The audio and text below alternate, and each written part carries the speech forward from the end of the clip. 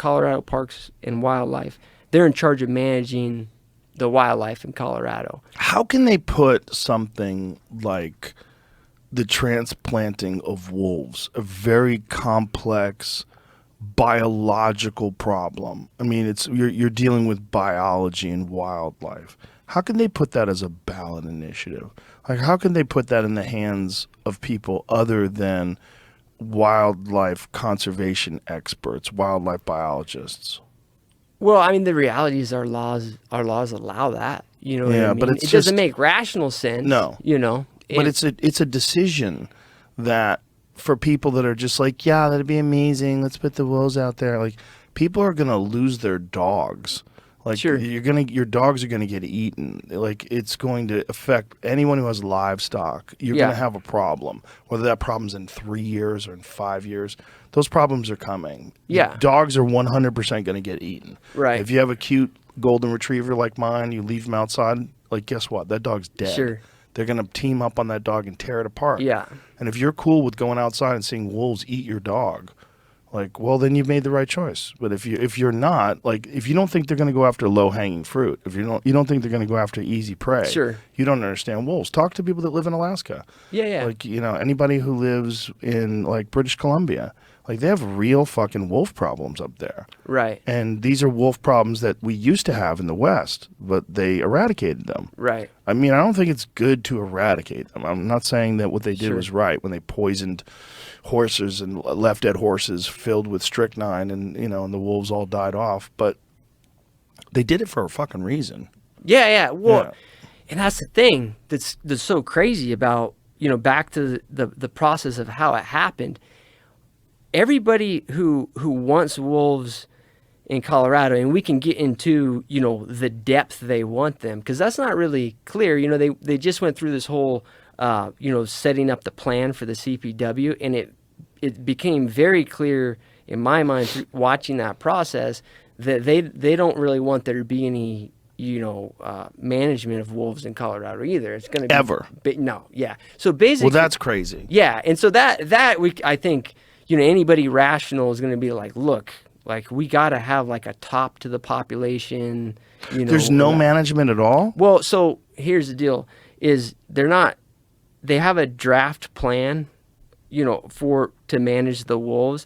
What happened is when the CPW did that draft plan, it included some discussion of wolves being lethally managed at all different stages. You know what I mean, Joe? Like, even now, if they, a real problem with livestock, could they be lethally managed? But down the road, once they had hit certain population objectives, could they be hunted, right? Like, that was discussed. Well, it turns out the ballot initiative basically says that wolves are a non-game species, and that was in the language of the ballot initiative. So they can't really now say, the CPW can't really say that they're going to someday be a hunted species in Colorado. I personally think, and everything's like 2020 hindsight, but even when the ballot initiative originally, was out there, and I always thought it was going to pass by a landslide. That's what's so crazy, because it just barely passed.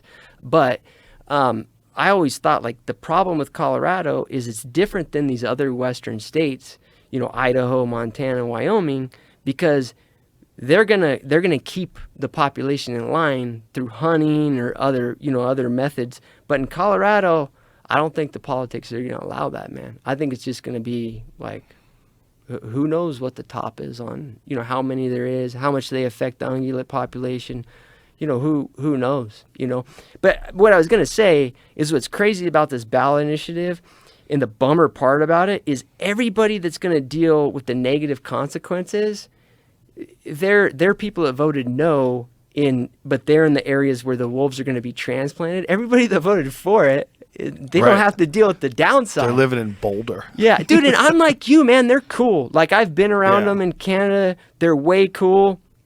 But the problem is every person that I've interacted with in British Columbia, or even in the Western states that have a fair amount of wolves, every person is just trying to make a living on the landscape. He's a guide, an outfitter, a logger, a cattle rancher, whatever. Like, he's out there living, he or she's out there living with them and dealing with them, they're all just like, when you ask about wolves, they're like, it's just like, oh, you know what I mean? Because they got to deal with the negative consequences all the time. They're a totally different kind of animal than any other animal because they act as a pack. And Right. they have some sort of intelligent communication. They're badass, man. They're amazing. Yeah. They're cunning and crafty, and they're efficient, ruthless killers. Yeah. And they also surplus kill. You know, like Sure. they find them, like I think it was Wyoming recently, where they found just like fucking giant pile of elk that they Yeah. had trapped in high snow and just tore to pieces. Yeah. And I don't know like the stats on how common that is, but you know, other predators do that too. Yeah, you cats know? do that. Yeah. But it's you know, the difference bears do between it. them is that they act as a group. Yeah. They're the only one of those predators that acts as a large group. Yeah.